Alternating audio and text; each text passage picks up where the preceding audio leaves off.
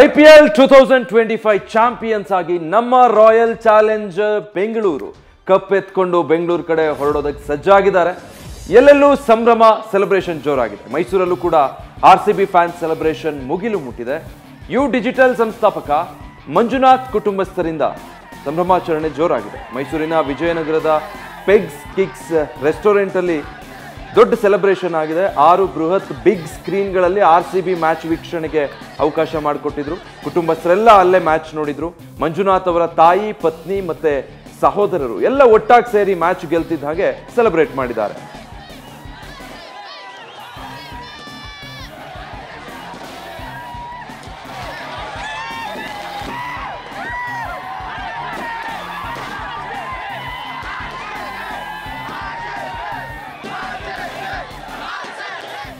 ನಮ್ದು ಕನಸು ಅನ್ಕೊಂತೀನಿ. ನಮ್ಮ ಕರ್ನಾಟಕದ್ದು ಇದು ಕನ್ನಡಿಗರ ಹಬ್ಬ ಅಲ್ಲ, ಇದು ನಮ್ಮ ಇಂಡಿಯಾನೇ ಆಚರಿಸುವಂತ ಹಬ್ಬ.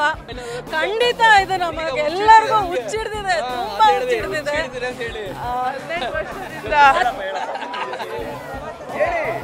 RCB is an emotion for all of us. ಈ ಸಲ ಕಪ್ ನಮ್ದೇ, ನಮ್ದು ಈ ಸಲ ಕಪ್ ನಮ್ದೇ. ಇಲ್ಲಿ ತನಕ ನಾವು ಈ ಕಪ್ಪು ನಮ್ದು ಅಂತ ಇದ್ವಿ.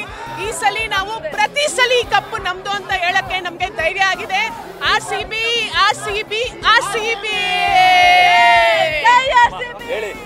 ನಾವು 18 ವರ್ಷದಿಂದಾನು ತುಂಬಾನೇ ಕಾಯ್ತಾ ಇದ್ವಿ. 18 ವರ್ಷದಿಂದಾನು ನಮ್ದು ಕಪ್ಪ ಆಗ್ಬೇಕು ಅಂತ ಕಾಯ್ತಾ ಇದ್ವಿ. ಇವತ್ತು ಹುಮ್ಮರ್ಸಿಂದ ನಮ್ದೇ ಕಪ್ಪ ಆಗಿದೆ. RCB